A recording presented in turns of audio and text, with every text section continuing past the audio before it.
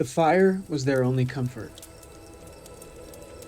A raging beacon of heat in a sea of snow and despair. But as it roared to life, melting the ice beneath, it betrayed them. In an instant, the flames disappeared into an unseen stream below, taking their warmth, their hope, and 3 lives with it. This was just one night in the impossible journey of the Forlorn Hope. What followed would push them to the edge of humanity. Stay with us, because this story only gets darker.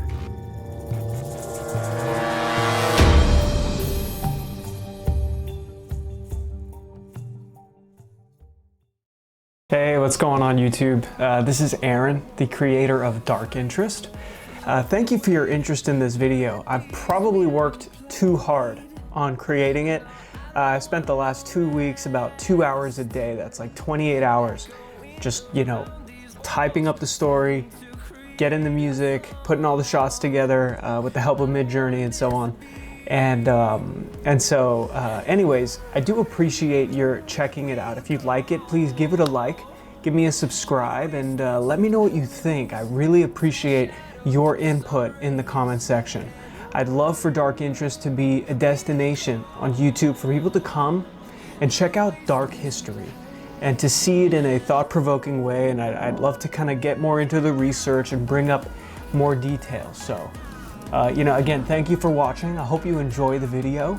And with that said, here is the Donner Party, particularly the Forlorn Hope and life back at the camps by what was then called Truckee Lake. Enjoy.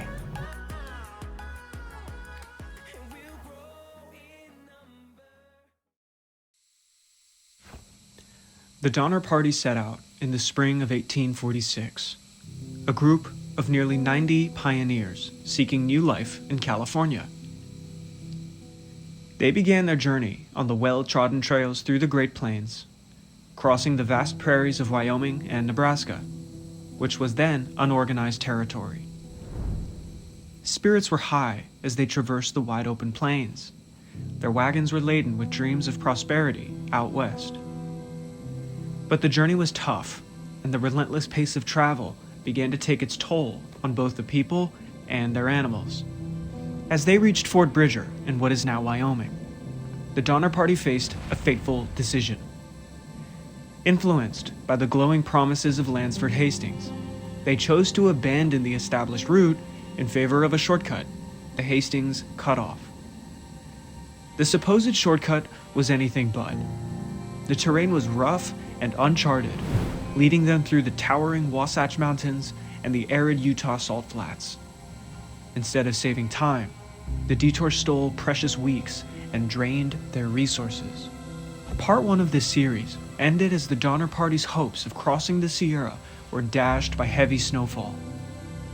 Earlier, tensions within the group had come to a head, resulting in the banishment of James Reed after a deadly altercation on the trail. With Reed gone, the party was left without one of its strongest leaders. Weeks later, Charles Stanton returned with 2 Native American vaqueros, Louis and Salvador, as well as much-needed provisions from Sutter's Fort. But the respite was short-lived, as the early winter storms trapped them at Truckee Lake and Alder Creek, forcing them to face a winter they were not prepared to endure. Now, as starvation and desperation begin to set in, the story of the Donner Party takes its darkest turn.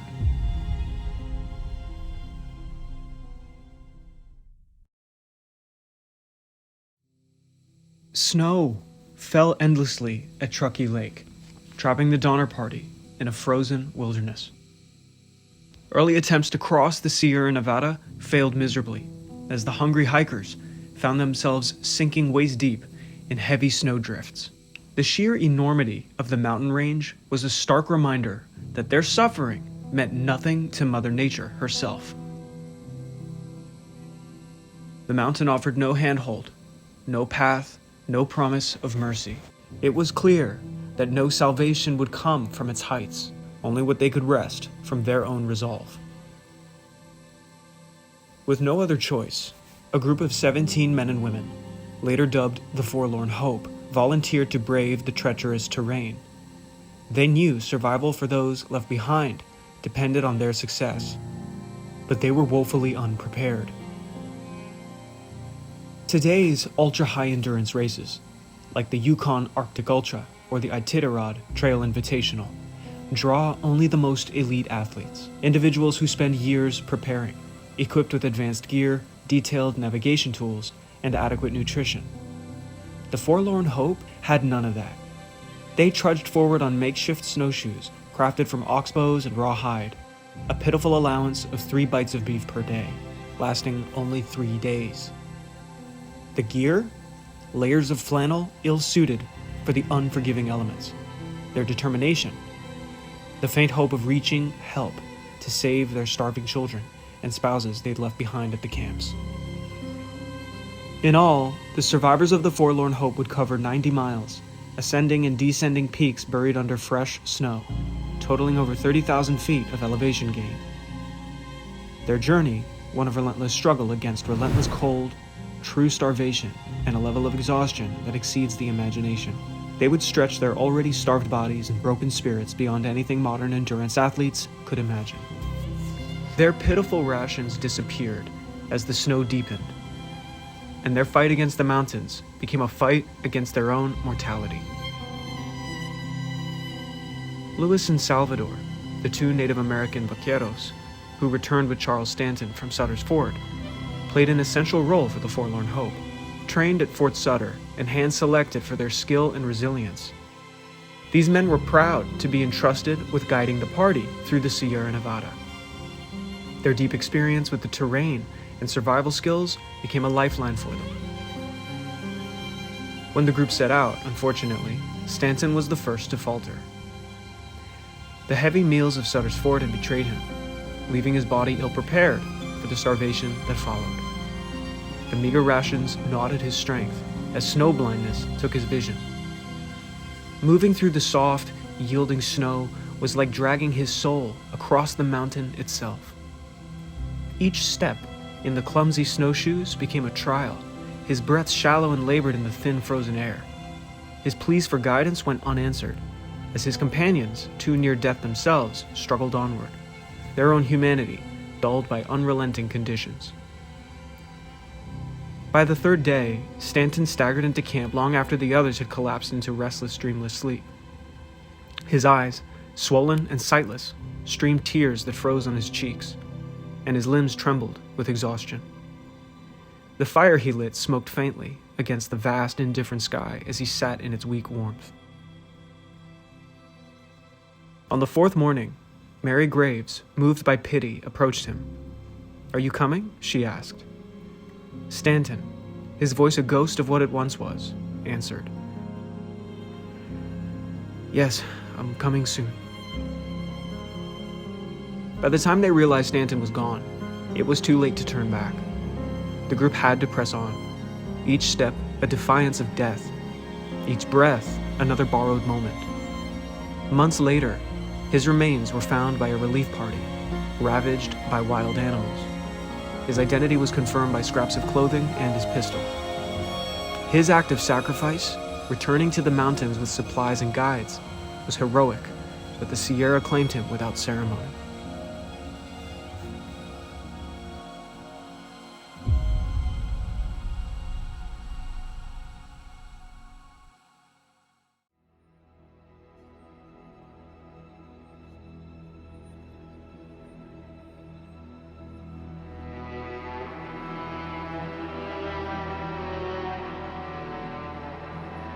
Back at Truckee Lake, life was awful.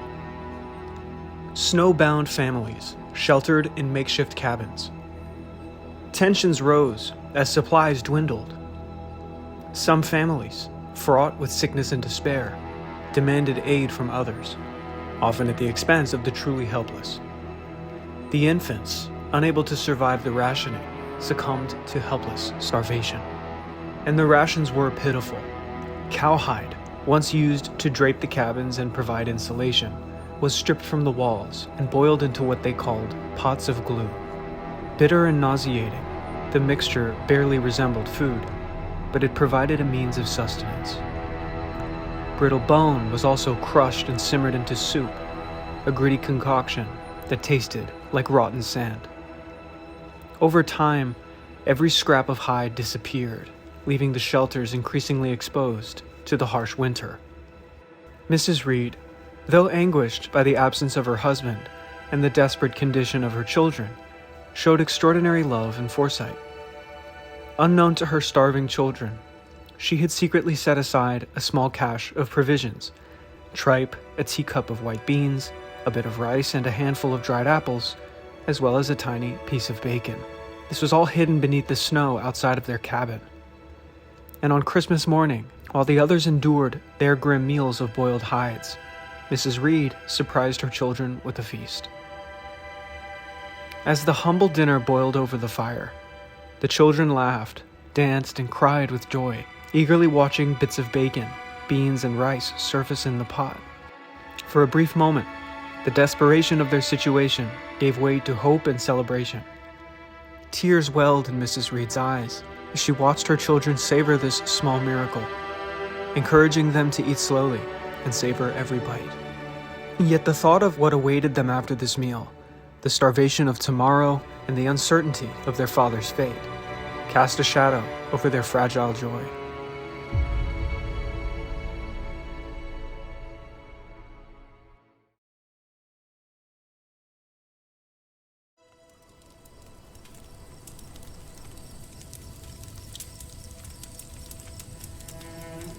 Two nights had passed since the Forlorn Hope lost Stanton.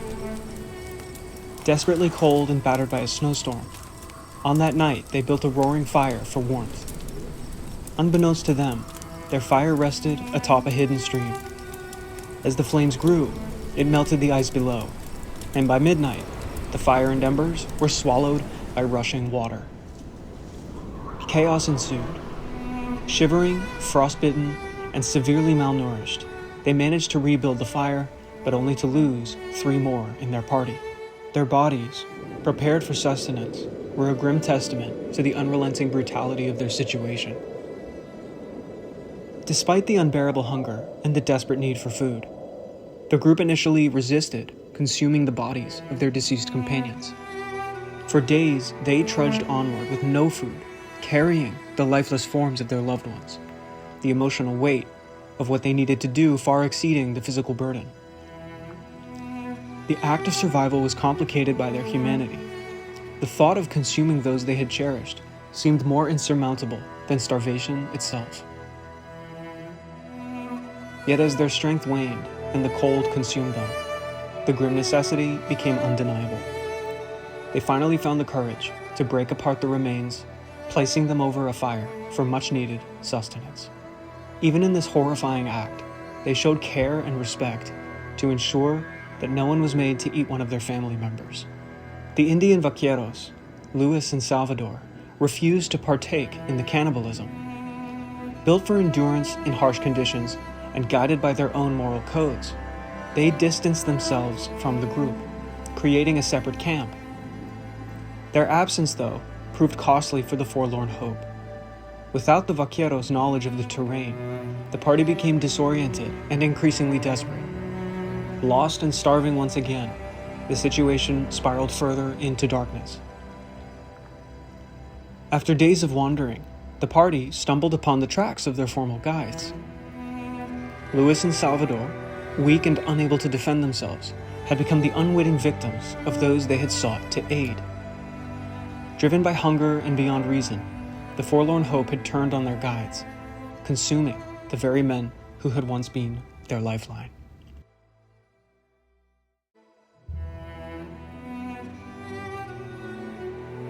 Patrick Breen's faith was a cornerstone of resilience for the Donner Party. During their darkest hours at Truckee Lake, a devout Catholic, Breen turned his snowbound cabin into a sanctuary, leading nightly prayer vigils by the light of pitch pine torches. Survivors would hold the flickering sticks as Breen read prayers aloud, offering a shared moment of solace amid the relentless hunger and cold.